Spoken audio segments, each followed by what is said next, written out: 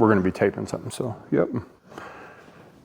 Sorry about if I ruined your plans. You didn't ruin mine yet. Okay. Oh, good. I still have time. I mean, sometimes you just got to call it like it is, right? Yeah. My name is Robert, and we are at Outreach 419. We are a recovery community center here in the bustling metropolis of Fenwick, Michigan. And it is my honor and privilege every day to work with people that are at various stages on the recovery journey. Some are just starting out, 24 hours. Some have got a week, a month, a year. Some even have 20-some years. We accept all pathways here. And one of the cool things is just seeing people's stories, seeing people that are getting little pieces of their life together. And I know when I met you, one of your concerns was, the drug testing and some of the other stuff. So I'm not going to share any more of your story. It's your story, but I love the trajectory that your life is on right now. You got a lot of really good momentum behind you, and you got a lot of good support structure around you. I look at you and I say, man, I wish I had a little bit of that around me when I was in my 20s and I was screwing up and I was hard-headed and all that kind of stuff. So I'm happy that you're plugging in here. I'm happy that you're plugging in with some of the other guys. And Brian, it's been a pleasure getting to know you and your girlfriend. And yeah, it's just been great. So it is my pleasure to have you here just to share a little piece of your story. So I appreciate it, sir. Yeah. I'm Brian. My story started out raised in a good family. My mom and dad always wanted the best for me. They were very involved in my childhood, all the way growing up. I decided that I wanted to branch out, and I decided to enlist in the military at 17 years old. Went to basic training. Where'd you do your basic? I went to Fort Leonard Wood, Missouri. That's where I did mine. No way. Yeah. Yeah, Fort Lost in the Woods. Fort Lost in the Woods, Missouri. Yeah, Missouri, that's it. Yeah, I went in July. Okay. I had a short stint. Got sent home. I got in a little bit of trouble. Sure. Thankfully, the military did me a favor when they discharged me. They gave me Okay. a 511 medical discharge, but I could have gotten something a lot worse than that. Okay. I came back, and I just hit the ground running. I mean, I started doing cocaine really bad. Let me back up real quick. Like, talk to me a little bit about, like, what kind of kid were you in high school? Let's just, I mean, I was a tri-sport athlete. Okay. Up until my senior year, I went to school every day and had really good grades. Sure. I got to senior year and I wanted to work instead of go to school. So kind of my grades dropped. I ended up having... Where did that seed get planted that I have to go to work instead of school? Like, what was the... I think my dad. Okay. My dad was always a hardworking man. I mean, my mom was always a hardworking woman too. They both had jobs all the way growing up. Sure. But they only wanted me to, I mean, they didn't really care if I worked at that time in my life. They wanted me to go to school. Yep. And they actually ended up convincing me that school was the better option. So I ended up graduating high school.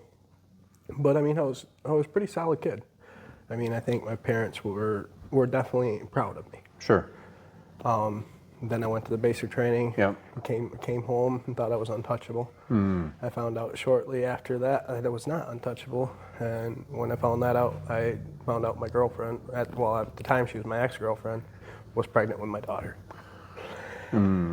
So that kind of sent me on a downhill spiral as well.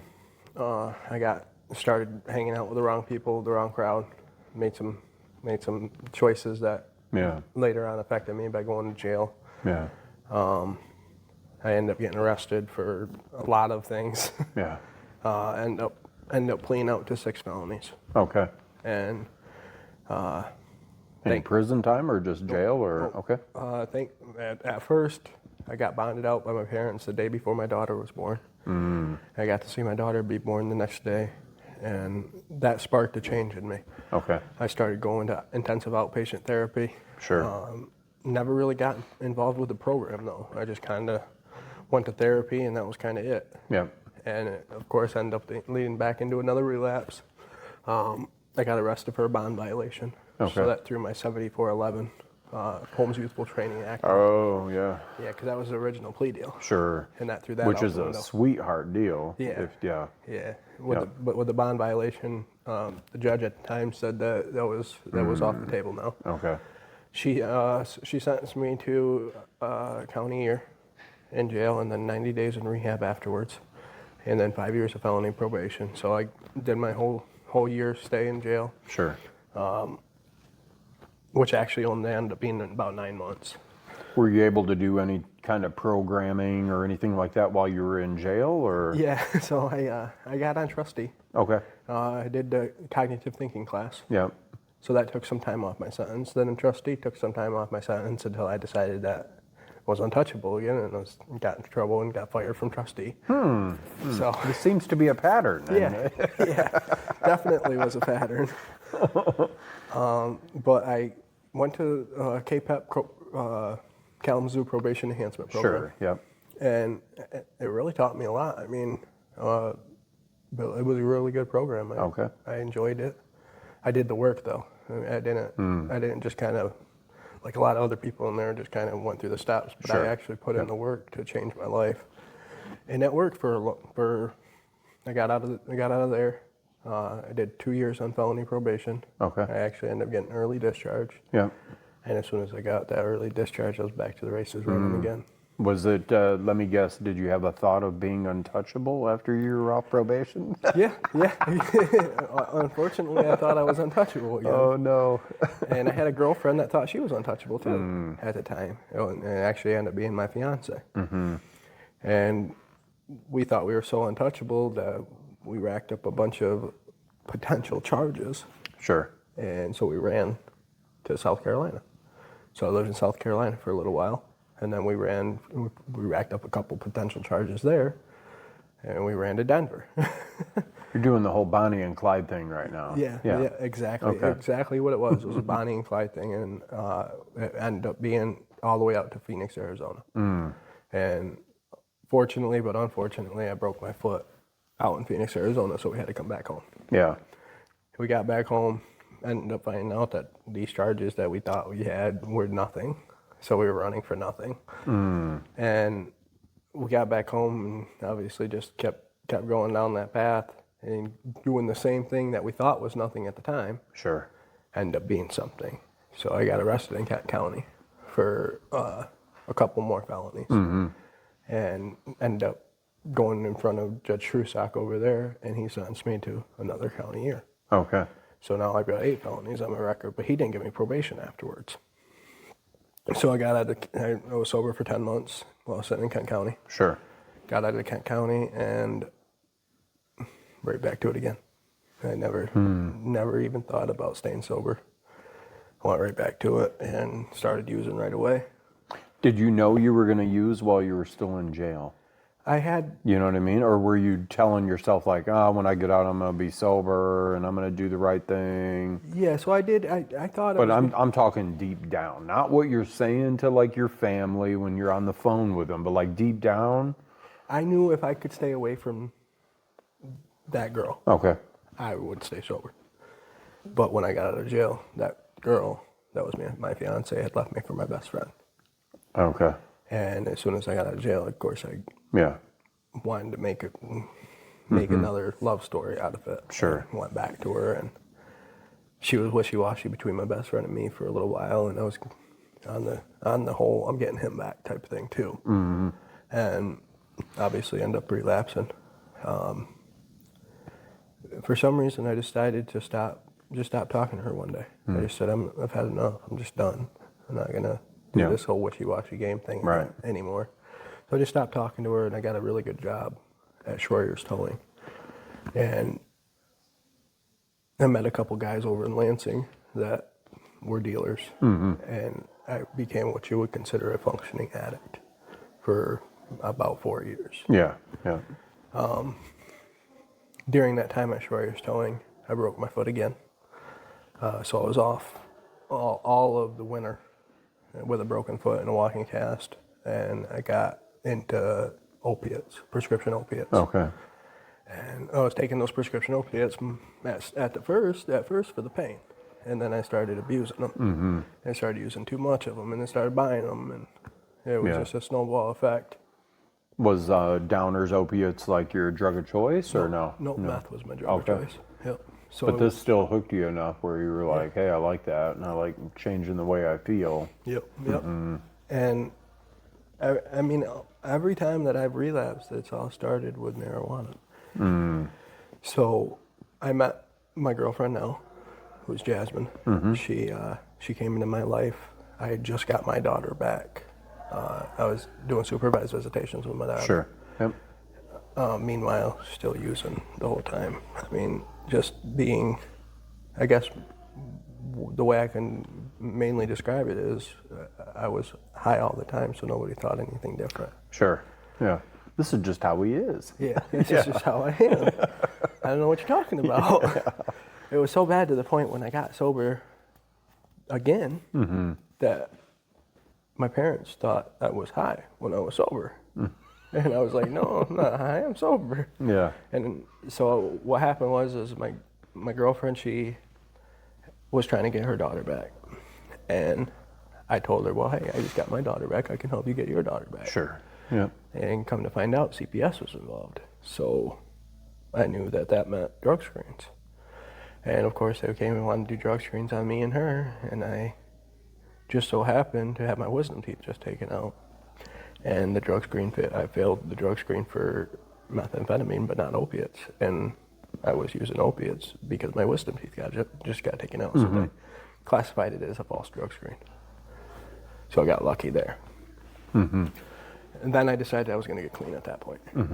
And I stayed clean for 3 or 4 weeks until we got a couple drug screens in that were clean. We got her daughter back, and I looked at her the day we got her daughter back, and I asked her if she wanted to celebrate. And she had been clean for about 4 months at that point. And unfortunately, she said yes. So the day we got notified that we were going to get her back, we were going to go down and pick her up the next day. So we got high all day that day. Yeah. And then we went down and picked her up. We obviously didn't get high right away until later on. But we had her for a little while. We got in the routine of having her again, and then we continued to use. And, a year. Did you at all at any point in this like internalize any guilt for, you know what I mean, for like bringing that? Yeah, a lot of it. Like I still kind of believe to this day that hadn't I reintroduced her, she would have still been clean. But at the same moment in time, like, she was catching on to my trick. Like, Sure. I was trying to convince her that I wasn't using this whole time.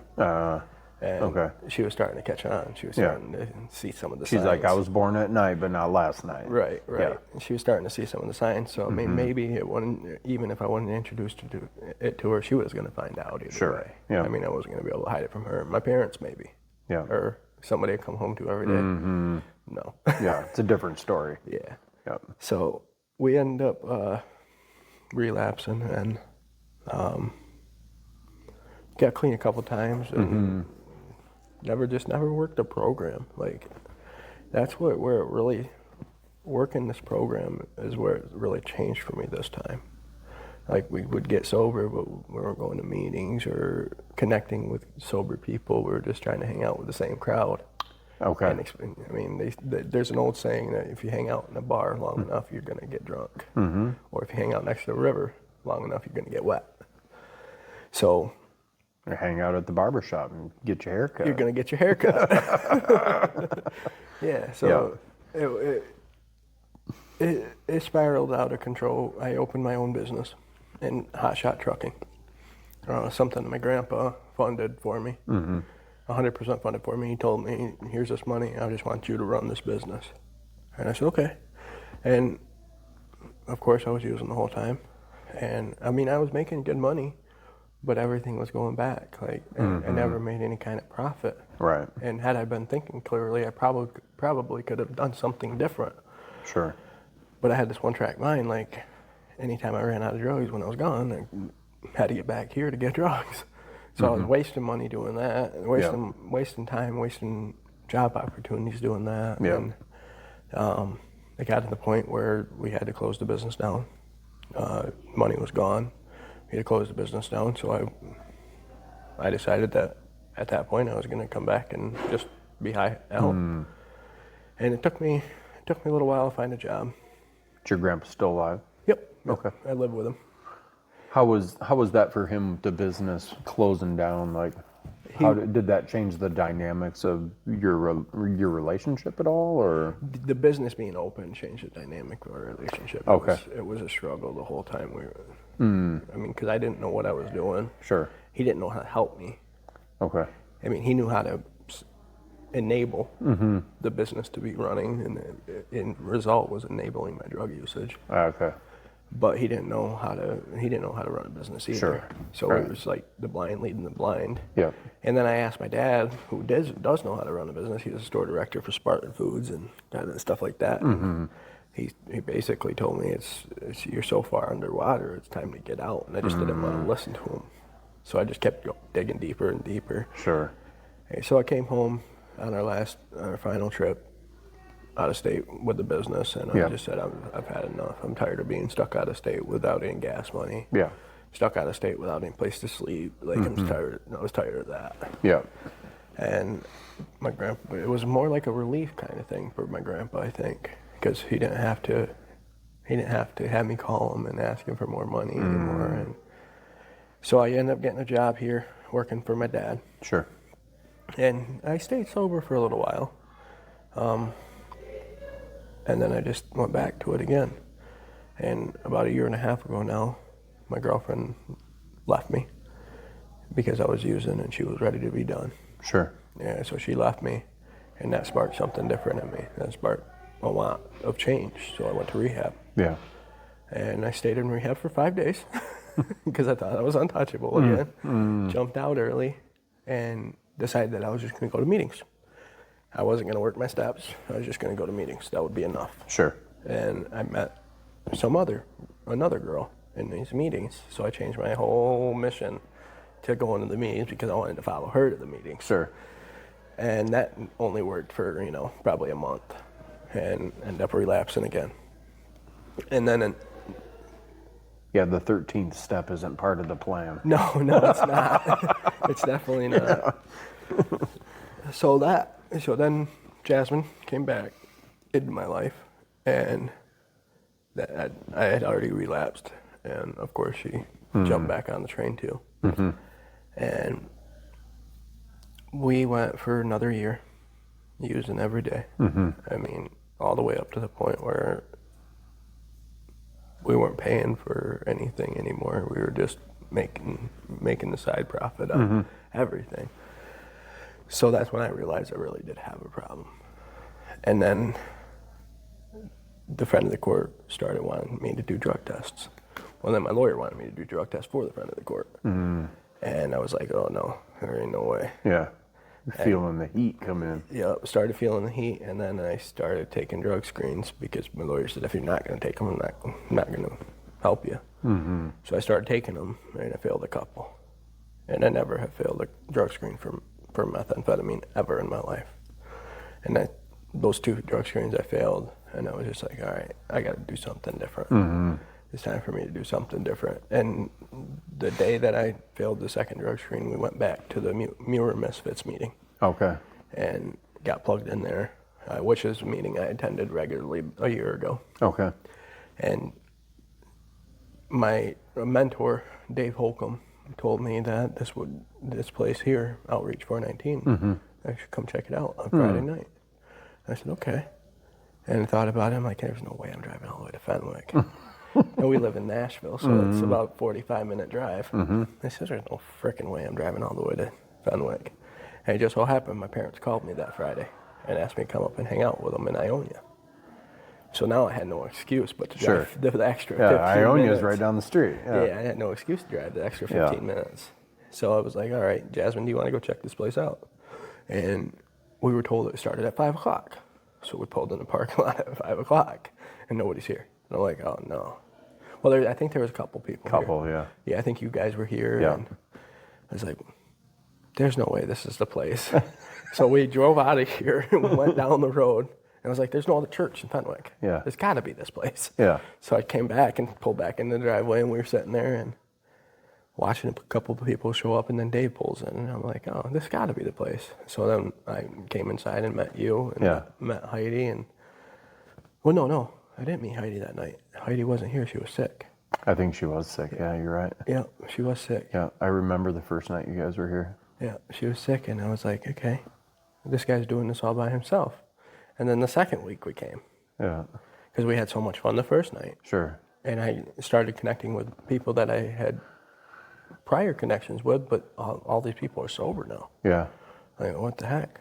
Everybody's sober, and I just failed the drug screen yesterday. Like, what's going on? And I was like, you know what? I think I need to make a change. I want to be like those people. I want to be like what Robert talks about. And so we came back the second week. Mm-hmm. And the second week I decided that I wasn't just going to stop smoking meth. I was going to stop smoking weed. I was going to stop doing everything, not drinking alcohol. I was just going to stop. Yep.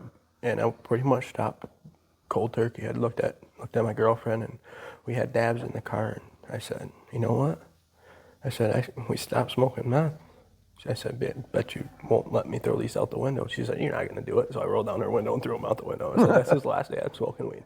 I just wasted money on marijuana, and I hate wasting money. Yeah. This was the last time I'm ever smoking. Yeah. And that was the last time I ever smoked. Okay. And we've been coming here ever since. And what did you think that first night? Like, just, you're brand new. You just heard about it from a friend. Like, come check this place out. I thought it was different. Like, I've been to meetings before, and I've been to, like, sobriety events, been to Celebrate Recovery. Yep. And this place was just different to me. It was, there's really only one word to describe this place, and it's not just you and Heidi, but everybody in this community that is at Outreach 419. There's unconditional love. It's unconditional. You guys don't care about what our backgrounds are. Right. You guys don't care you guys just care that we're on a path that is the righteous path, and that's what you guys can support. And that's what was different about it for me. It was just like, these people actually care. It's unconditional and intentional. Intentional, yeah. Right. Yeah. Like, these guys actually care. Like, you go to an AA meeting or an NA meeting, and I'm not saying anything bad about AA or NA, because I absolutely love those two programs. Yep. But there's people there that are just trying to get their paper signed. There's people there that are actually working the steps, and there's people there that, I guess you can say, would love you. Yep. But this place has everybody. Everybody loves you exactly evenly. Like, there's not a doubt in my mind that there's people that come in these doors that are just here to get a paper signed. I absolutely, I absolutely can see that. But 90% of these people, and maybe 95% of these people, are here because what you guys developed here is a family. It's a family. About a third of the people that we have come through don't have a substance use disorder. Yeah. Which is crazy. That's unreal to me. Like just people from the community, or people that are supportive, or people that have a friend or a family member and they're just trying to figure it out. Yeah, they're just trying to figure out what we go through. Yeah. And I know you can make an argument for Al-Anon. I've never been to an Al-Anon meeting. Yep. But I know that when people come into this place that don't have a substance abuse disorder, they learn just as much, if not more, from you guys, from everybody that speaks here, that an addict does. I mean, this place is one of those places where you can go and you don't have to have an addiction problem. You can get something out of every night here, and not even be an addict. So talk to me now about where you're at today. I mean, you just posted something about, your clean drug screens and stuff. I mean, that's it's pretty amazing. Took a little bit. Yeah. Took a little, you had to let it get out of your system, but. Yeah. So I don't know how many it's been now. It's been more than I can count. Sure. But I've had a pretty impressive streak of clean drug screens. It's amazing. Yeah, it's pretty awesome. It's amazing. And the fog is starting to lift. Yeah. I'm getting, like, head-wise, you know. Even marijuana, like. Sure. That's something I thought I would never stop doing. I never thought I would stop smoking weed. And that's just something that I don't miss it now. Sure. Like, it's not something that even bothers me. I've often told people that the closer you get to God, the more He will reveal to you what doesn't fit in your life anymore. And that's exactly. And you got to a point where weed for you just didn't fit at this time. Right. Right? And that's, I often tell people too, like, if hearing the word, I can't smoke marijuana or do something, whatever, forever scares you, then just tell yourself, I'm not doing it right now. Yeah. I'm not going to do it for the next 90 days, and then go back and renegotiate that contract with yourself. Right. You know? And so another thing that transpired after getting sober, I got an opportunity to go to school for truck driving. And I know being a truck driver, I can't smoke weed anyways. Sure. So it was a perfect time to stop. Yeah. It was a perfect time to stop. I'm getting ready to graduate truck driving school, and I take my test Thursday. And you probably never would have thought Never. 2 years ago, Never. I'm going to be clean drug screens, a whole bunch of them in a row, and I'm about to graduate truck driving school. Never would have thought it. Yeah. I never would have thought 2 years ago that I'd be clean off meth. Sure. I thought for sure that I was going to die Yeah. as a user. And today I'm confident that I will not die as a user. I love that. I'm confident. I told my parents this yesterday while we were having Easter dinner. Today I'm confident I won't die high. If I die, it will be of natural causes. I mean, I hope so anyways. But I can tell you that it won't be a drug-induced high. What would you say to the person if you could go back in time, rewind time, go on the little, the space flight back, and go talk to that guy 2 years ago? I would say. What would you say to him? That's a tough one. Yeah. I don't know, because over the last 2 years, if it didn't happen exactly the way it happened, I wouldn't be sitting here. What kind of encouragement could you give to somebody that's in that spot? I would just tell them that there is so much more. There's so much more in life to live for. Yeah. I've been somebody that has woke up and didn't think of anything other than when am I gonna get high again? Yeah. Or how much do I have Your left world today? is this small. Yeah. You know what I mean? It's like this just little itty bitty. tiny, that's all, and you're just running around. And I thought I was the only person like that. Yeah. And it's not. No. That's not the case. That's normal. Yeah. Normal it's not. dope stuff. It's not the case. Like, there's people out here that are just like me. And I've discovered that through my sponsor. I've gotten a sponsor this time, and just keep, we pretty much regularly attend. It's a hard word. I get it. regularly attend meetings every night. Sure. Or at least once a day. Yep. And I think that attending those meetings, I've discovered that there are people out here like me. I'm not just I'm the only me. Sure. But there's a lot of other people that share similar things to me. Yep. And that's different too. That's hugely inspiring that people have walked the same shoes that I've walked. Yeah. And they've dealt with some of the same things that I've dealt with. So how many months sober right now? I'll be 60 days sober on Friday. 60 days sober on Friday. Yeah. And guess what? Friday is our gratitude and testimony night. So you're ringing the bell on Friday too? Oh, no, actually we won't be here Friday. Oh, well, I'll ring the bell for you. Yeah, we're going to me and my girlfriend are going to go to a concert on Friday night. Okay, I love it. Something two people that are in sobriety themselves. Sure. We Yep. just got off tour with none other than Mr. Jelly Roll. I love it. Yeah, he's and I don't Yep. he's hugely into the sobriety thing. Nice. So it's a couple people we've been wanting to go see. Yeah. For a long time now, and we got the opportunity Cool. to do it. We'll get meet and greet passes. Yeah. So it'll be a fun night. So you're 60 days in now. Yep. What I love about this is I would very much love to have another talk like this with you at 6 months. Yep. And I would love to have another talk with you in 1 year. What message do you want to give the 6-month you right now? Just keep grinding. Just keep doing it. Yeah. Sometimes you have to do it minute by minute. Sure.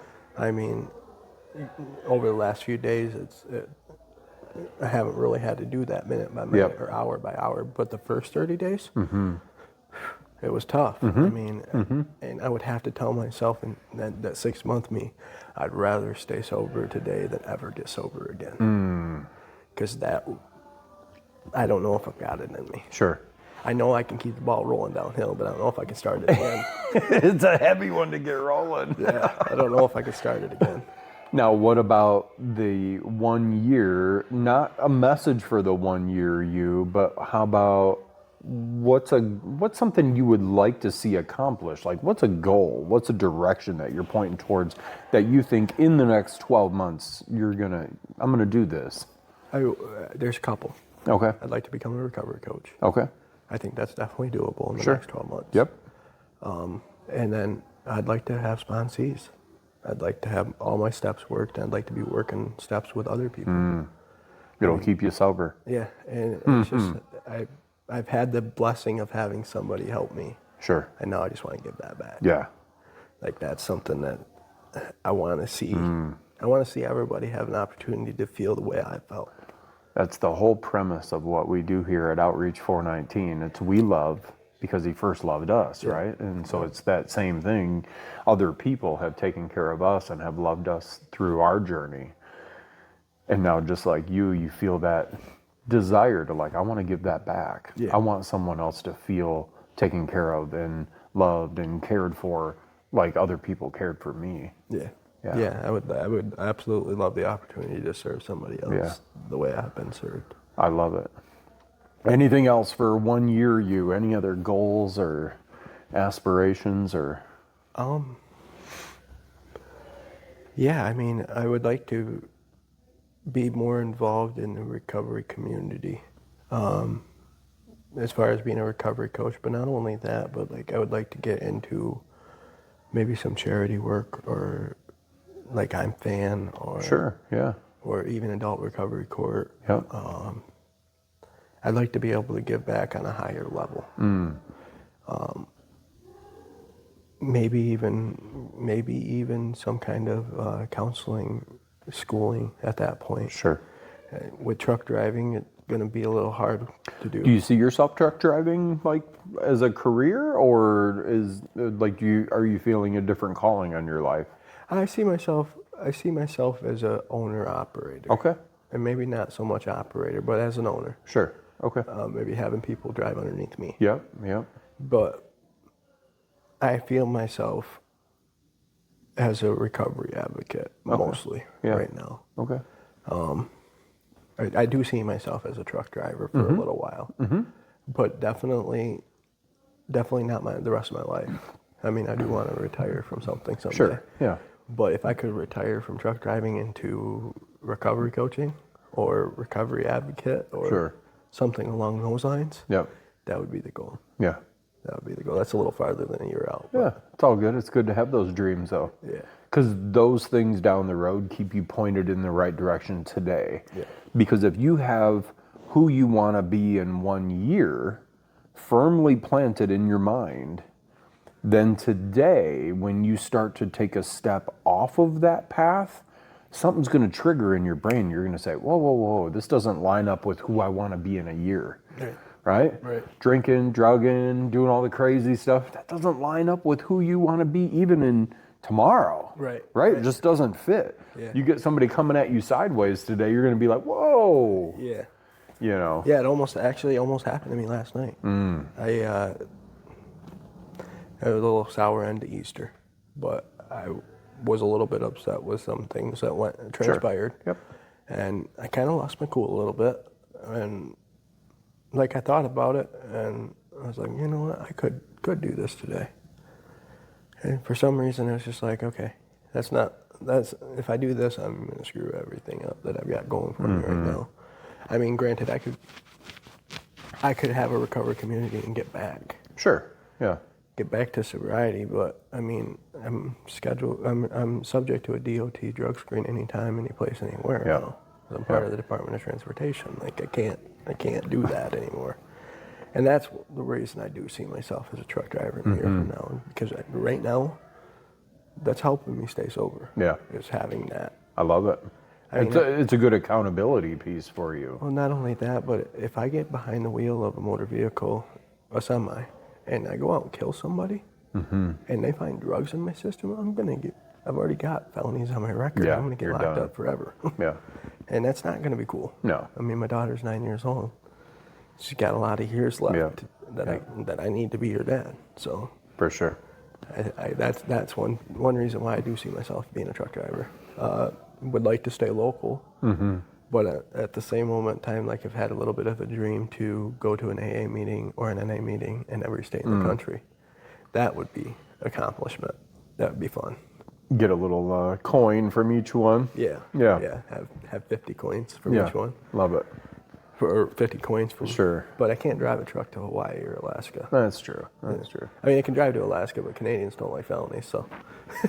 I'm not allowed there either, so yeah. Well, Brian, this has been great, and I just look forward to seeing some of these things unfold. I appreciate your transparency today and just talking about some of the, what led you to this spot, but also that change is possible, and that's what I'm left with. It's like you're 60 days in, but you're hungry for what's next. Yeah. And sometimes like with addiction, we can get just so set on like, what's this right now? Yeah. But you're already looking at what's next, what's down the road. And those things are going to keep you sober too.